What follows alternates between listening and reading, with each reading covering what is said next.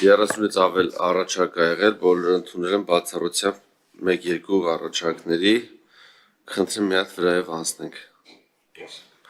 Սկսենք Ուզում եք սենց անենք, պարոն Սարգսյան, որ առաջարկը չեք ընդունել, դրանց մասով ասենք, այն մնացածը հետո ամփոփ ինչա մնացել տակի այդ ներկայացնենք, որ ավելի հասկանան, մարդիկ չխառնեն իրար։ Վիճակախաղերի մասին օրենքում բոլոր փոփոխությունները, առաջարկները մոտ 15-16 առաջարկ ա եղել, բոլորը ընդունել եմ։ Վիճակախաղերի մասին օրենքը կարող ենք համարել նորմալ։ Շահումով խաղերի մասին օրենքը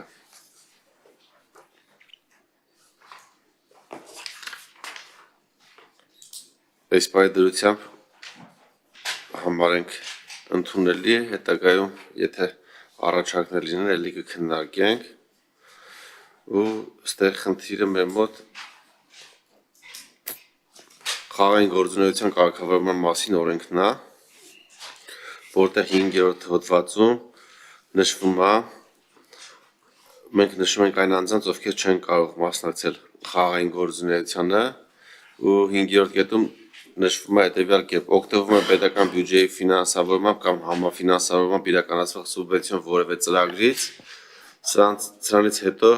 սահմանափակում է մտցվում, որոնք չեն գրում տնտեսական կամ խթանիչ բնույթ կապված են անձի սոցիալական վիճակի հետ։ Սրանից հետո ձևակերպվում է հետևյալ կերպ. եկամտային հարկի գծով վերադարձվող գումարները նույնպես չեն օգտագործվել խաղալու նպատակով, չեմ հասկանում, այս ինչ է նշանակում։ Հա, գրել են եկամտային հարկի գծով վերադարձվող գումարները նույնպես չեն օգտագործվել խաղալու նպատակով։ Պետք է խմբագրվի հետևյալ կերպ. եկամտային հարկի գծով վերադարձ ստացող անձինք նույնպես չեն կարող մասնակցել խաղերին։ Այսինքն ձևակերպումը որ ճիշտ տրվի։ Եկեք սենց անենք, պարոն Սարգսյան։ Նայեք, իմ ձեռքի տակ հիմա ամփոփաթերթով իրանց առաջարկները կան ու ձեր կողմից որոնք որ ընդունել են նշումները կատարված է, այստեղ եթե ամփոփենք, հետևյալն է գալիս, որ վարկային այդ սահմանափակումների մասով այդ առաջարկը ընդունել եք, այդ սպառողական վարկերի մասով կշռող այդ մասը ընդունել եք, եկամուտների հայտարարագրման մասով չեմ ընդունում, բայց գրած է մեր մոտ չեն խաղալ մի րոպե։ Գիտեմ տենց է գրած, ինձ են ուղարկել, բայց այդ կետը չեմ ընդունում։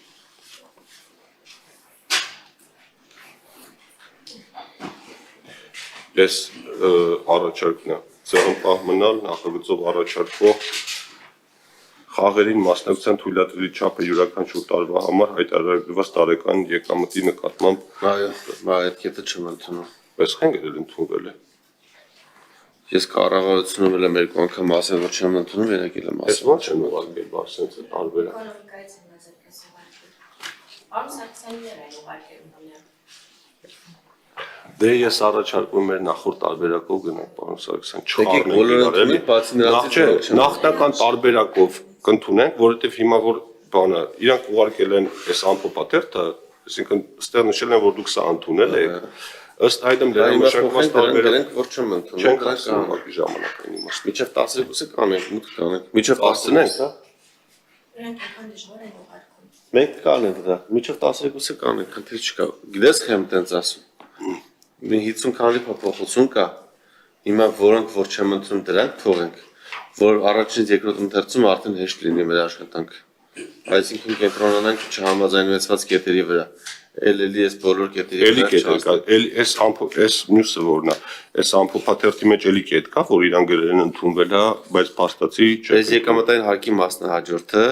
եկամտային հարկի հետ վերադարձ։ Ձևակերպումը չեմ հասկանում իրանց։ Գրել են եկամտային հարկի գծով վերադարձվող գումարները նույնպես չեն օգտագործվել խաղալու նպատակով։ Այդ դեպքում մի քիչ բարդ, այսինքն մի քիչ չէ, ակին բարդան մգիտեք ինչ առումով։ Հիմա նայեք, որ մասը դուք ընդունել եք, ու որ մասը չեք ընդունել, այս վերջնական նախագծի տեքստը պիտի ըստ այս ընդունված ու չընդունված առաջարկների տեքստը տենց խմբագրվի։ Հիմա ժամանակային առումով ես վստահ չեմ, ժամը 4-ին խորհրդի նիստ է, որտեղ պիտի օրակարգ ու դրանից որոշ ժամանակ առաջ մենք պիտի հանձնենք։ Իմ առաջարկը ավելի շատ ձեր օգտին, այսինքն ես ասում դուք բերեք նախնական տարբերակով ինչ առաջարկել եք։ Շատ լավ։ Այդ տարբերակով դե էկոնոմիկայի նախարարությունները դրան դեմ ասում են, որ սխալ սպասումներ չեն եկել։ Մենք բանավոր կասենք այդ մասերը, այսինքն վարկավորման մասով այդ առաջարկը բանա ընդունել եք, այն մյուս պարոն Զաքարյանն եկավ կակրաս, հեսա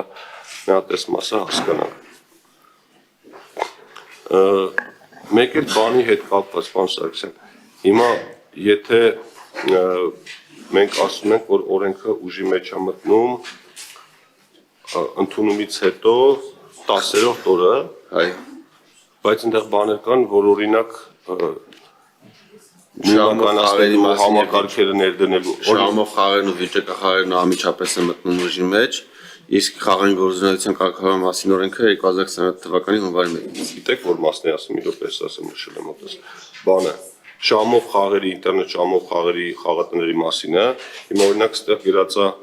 օրենքով նախատեսված կենսաթոշակային տարիքը լրացած քաղաքացիներին արգելվում է այն բանկային քարտերի օգտագործումը, որոնց հաշվին մուտքագրվում են կենսաթոշակային միջոցներ։ Լրիվ հասկանալի բան է, սահմանափակում է, բայց հիմա մինչև